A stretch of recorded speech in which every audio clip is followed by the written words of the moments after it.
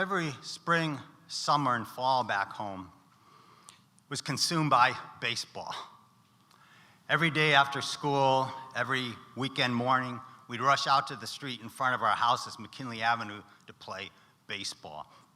McKinley Avenue was a pretty decent place to play ball. It was wide, a lot of potholes, had these crisscrossing strips of tar, and wherever the tar would intersect would be a base. It was lined with these big elm trees, and it was interference if a ball was hit into the trees, unless you could catch it as it creamed its way down through the branches, then that was an out. And we all tried to catch fly balls like Willie Mays with those casual basket catches, which could be pretty painful if you missed. It was also interference if a ball hit a parked car or you were hit by a moving car when you were chasing a ball. But we were pretty happy with our field. Until that Sunday evening, we all watched that episode of Wonderful World of Disney. It was like 1960, and that episode was about this Mexican Little League team that built its own baseball field in the desert and goes on to win the Little League World Series. And that inspired us. So the very next morning, we collected at the end of the street by the cornfield. Well, we were ranging in age from 7 to 10 years old, about 20 of us, and we were gonna construct our own baseball field. 30 long years before that guy did it in that movie. Jimmy Steinmetz and Alan Mikey Gillinaughty, they were the self-appointed foremen, and they divided us up into teams.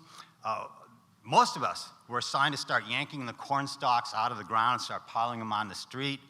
There was another group that was issued rakes. They were supposed to be raking the soil nice and smooth and even.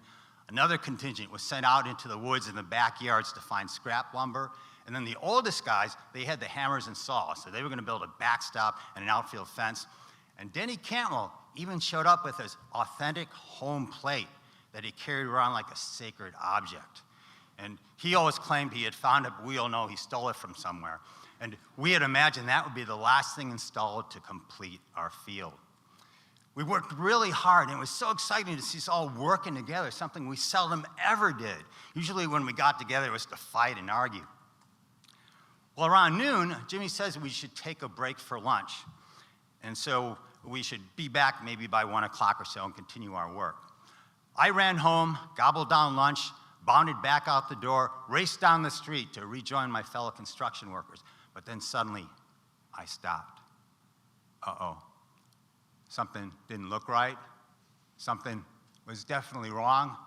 I could see red twirly lights in the distance, swirling about in the afternoon sun at the end of the street by the cornfield.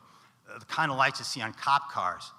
A few more tentative steps, and I could confirm it was police cars. More than I'd ever seen together, one time like 3. I calculated I had to readjust my angle of approach, so I veered right through the master's yard, ran into the woods, took a sharp left, and crept to the edge of the woods where it abutted the cornfield, and I dove behind the bushes. Most of my friends were already there, grimly surveying the destruction. "What's going on?" I cried. "They're wrecking our field, that's what." I peered through the bushes. There was one cop taking notes while a farmer gesticulated wildly and angrily. He looked upset. There's another cop traipsing across our infield. 2 more were tearing apart our backstop. There was a group of grown-ups on the street watching it all. "They can't be doing that," I wailed. "Shut up, Tommy," says Jimmy. They called me by my middle name back then. So we all lay behind those bushes, watching our dream go up in smoke. Some of us were cursing. Some of us were crying.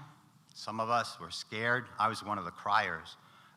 I was crying because I had figured it out. This cornfield didn't belong to that farmer. Well, actually, it did belong to the farmer. We thought it belonged to us, but it actually belonged to that farmer, something that never even occurred to me before that moment. It wasn't remorse, though, I was feeling. It was sadness. That home wasn't really what we pretended it to be. We had always taken our block to be our home. This is ours, our domain. In all our houses, parents ruled. In school, the teachers were boss. On the playground, the big kids took over. But our block was ours. This was our territory. But in reality, everything, even everything at home, belonged to somebody else. Nothing was ours. And maybe that's why I was crying. maybe that's why the other guys were crying. Out of frustration and realization, crying because we had lost something that day, and more than just a baseball field. Well, it took us a whole week before we started playing baseball on the street again, but it just wasn't the same. Mr. Hendrickson began calling the cops every time a ball hit his dopey Buick. They came and they cut down all the elm trees. They blacktopped over the street, so we lost all our bases. Some of the guys joined Little League and began to play organized ball, which some of us others considered to be an act of betrayal. And Denny Cantwell never brought out his sacred home plate ever again. I was 9 years old, and already there was no place like home anymore.